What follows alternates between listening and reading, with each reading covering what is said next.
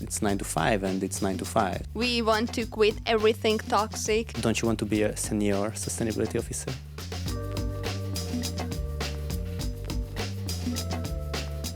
Before we dive in, if you find our conversation interesting, make sure to subscribe and send us your feedback and opinion. This McKinsey study highlighted that Gen Z values clear advancement opportunities and a sense of purpose more than previous generations. Often what I hear from leaders, HR leaders, team leaders, is that they have these Gen Z employees, and these Gen Z employees just want to have a different role, like a next level every 2-3 months. Okay, when is the next raise? When is the next level? When do I get to drop the junior from my name? What do you think about this? That's true. It's coming from our culture, essentially. Obviously, the impact of social media, shorter attention span, but also while our parents from Gen X, let's just say, for example, in Hungary, they were taught that you have to wait 5 years for a car. If you ordered your car in the Soviet era, you had to wait 5 years to get it. So they had this sense of waiting inside. We were brought up with the sense that if you want something, you can have it immediately. Any food that any of you want right now from any cuisine around the world, I can have it delivered to this door in 30 minutes. This is the sense that we are living in, that I want something, I get it now. So it's not that we are impatient. We didn't learn how to be patient.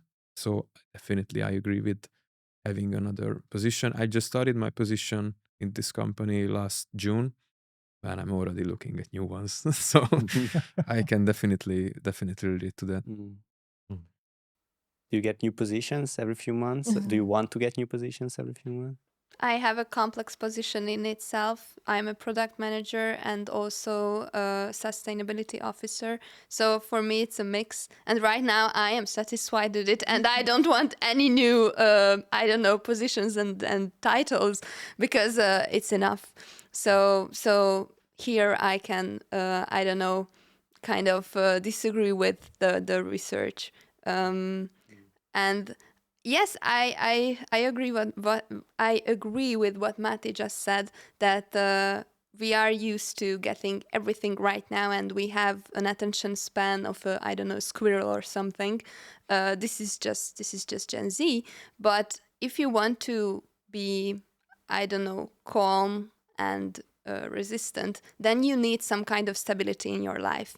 So still, yes, we like when it's new challenges and changes, and we are practically impatient, and we are always looking at the next opportunities. But I think some kind of stability is needed, and even for Gen Z, because you cannot be balanced and calm if you don't have any stability in your life and in your workplace. What did you say? What was your position? Sustainability officer. So I deal with ESG sustainability. Don't you want to be a senior sustainability officer? Now, right now, I'm the only person who is responsible for sustainability at my company. So I can call myself a chief sustainability officer if I want to. Do you want to? I would want to. Okay. Yeah. What am I? I'm a project coordinator. I can be chief project coordinator. From Monday onwards, you will be. Would you like to be a chief project I coordinator? love these positions that really look good in a LinkedIn bio. wow. Like senior project management associate has more words than actually months of working in it.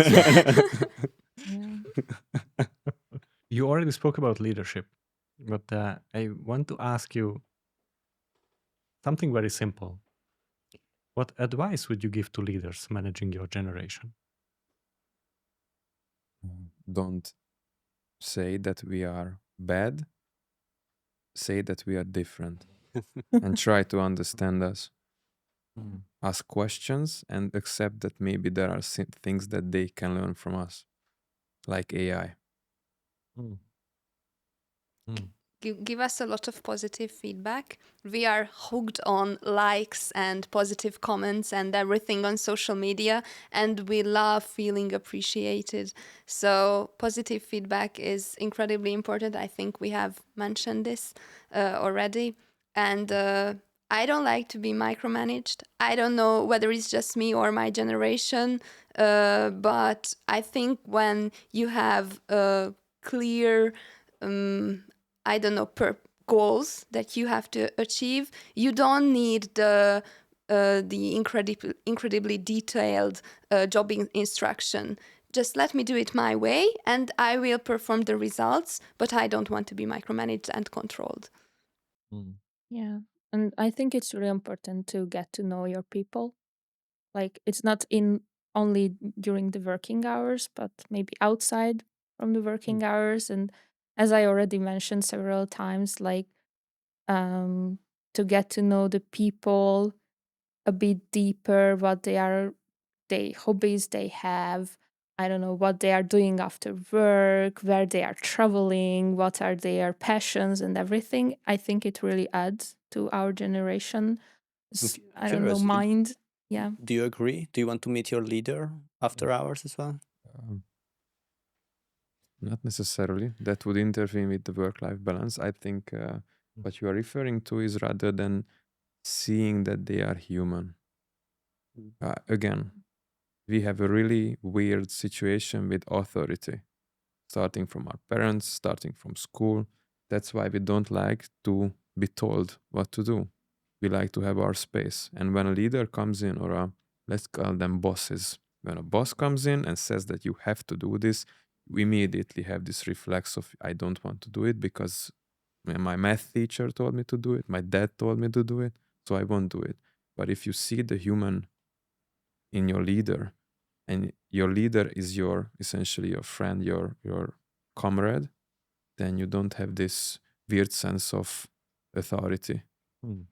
You are equal in a sense that obviously you have different positions, there's different levels of skill, but you are still on the same level. And ask questions. It's Definitely. really important. And give us the space to be able to ask questions as well. For me, it's really important, and to have an opportunity to talk to my manager if I have something which I'm not comfortable with. I can share, we can figure out how to change that thing or what we can do against it. Our relationship with our leaders can be friendly, and still we have the respect for them, and also they respect us. And yeah, when it comes to corporate life, there are these team buildings and everything. And I think it's really good to have these things. And also, if the team is like that, to have some fun outside of work and see each other as just like human beings without any position and role next to your name. You are just, I don't know, Abrish. And we are just having fun. And in the work, we can still be colleagues. We know who does what. But outside of the work, everyone can be themselves as well. And I think there's nothing wrong with that. Good. You know, I'm curious about another thing, and this is quite controversial when you read articles. I came across an article. It was in Forbes, and they cite a study by Robert Walters Group, where they say that 52% of your generation doesn't want to become a middle manager at all. And I'm like curious, how are you standing with this question? Are you aiming to become a manager yourself sometime, or Just to clarify, so they want to step above a middle manager and be a top manager, or just they are not even interested in, so in not taking up such a role? striving for leadership? Yeah. Or essentially, I think it really depends on the person. Really depends on your motivation. Are you a person who really craves stability, or are you a person who wants new challenges all the time? Do you want to be a leader? Yes, I really want to be a leader, but not so that I can have a manager on my LinkedIn bio. So why? I want to motivate people. I want to help people. And again, in my opinion, a good leader does not do any work. Be a good leader chooses the people who do the work and motivates them to do the 110% that they can do, and not by whipping them and not by screaming at them, by understanding them and being there as a result. If as a leader you are the one who works the most in the team, you are not a good leader. What about you, ladies? Are you aiming to become a leader yourself? I also agree in the sense that it depends on your personality. If you have these leadership skills in you, then of course you would like to become a leader.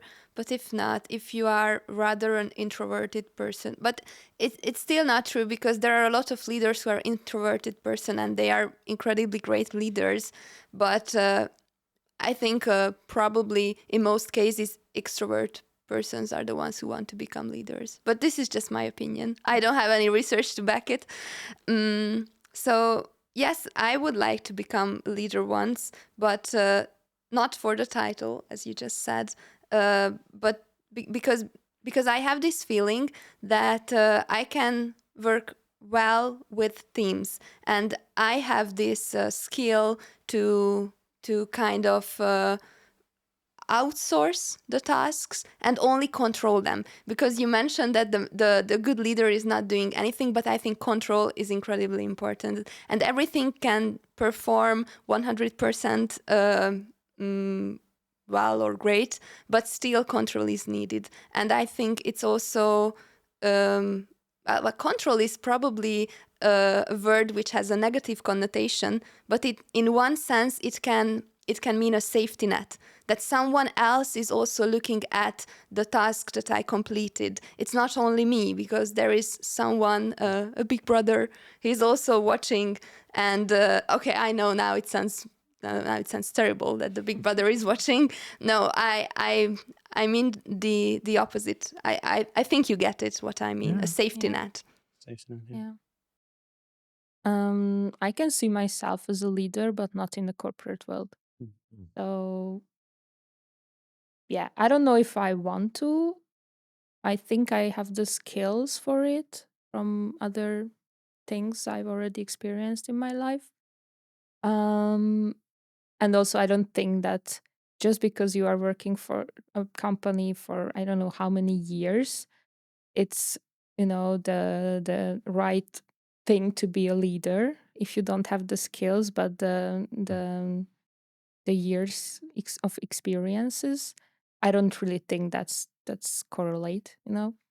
I don't want to be a leader or a manager or whatever in a corporate world. I don't want to stay that long, in a company.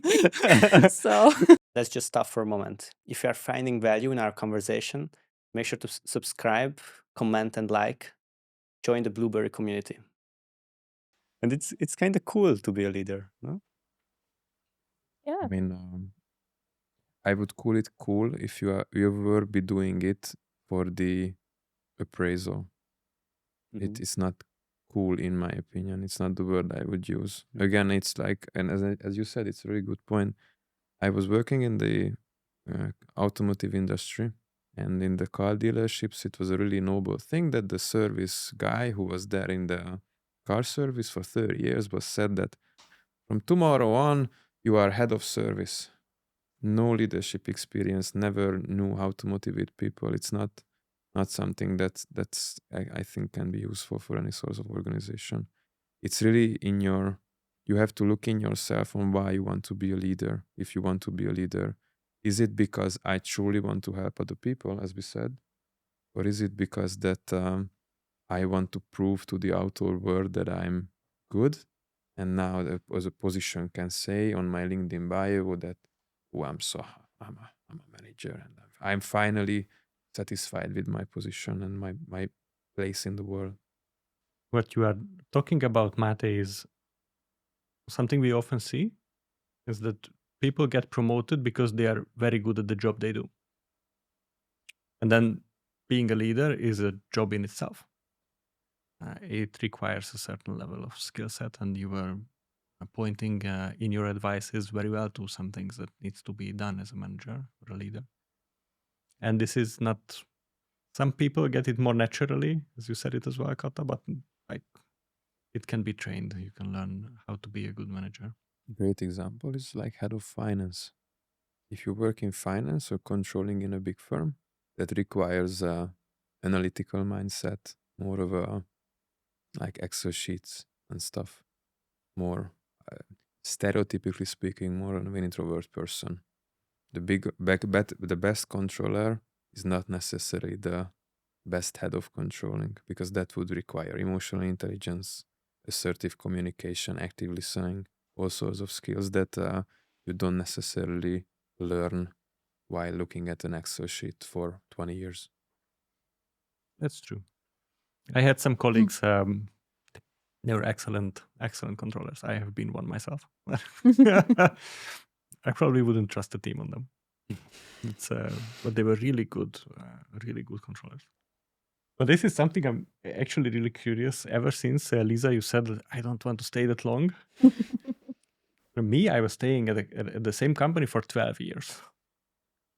And when we were like discussing what to ask, like let's ask them like if they would stay for another 3 years. I was saying maybe 5. No, 5 is too much. First he wrote 10. Yeah, but this is something I dismissed very fast. And I'm just really curious. If you think about this, like, what would make you actually stay for a longer period of time in any company, in the current one or any one company? Maybe just 3 years. What would make you stay in the same company for 3 more years? I don't see the future that far, I would say. Like anything can happen, you know? So, yeah. Like in 3 years, I have no I don't even know where I will be next year. Like, yeah, like last year for me, I was still at university. I was working. I was traveling a lot. I was doing other things I liked. I can say it was a blast. I had no idea what I'm going to do after. And now here I am. I have a vision, what I want to achieve during this year. But the next year, I will figure it out the end of this year, I would say. So I would say pass. A long way to say.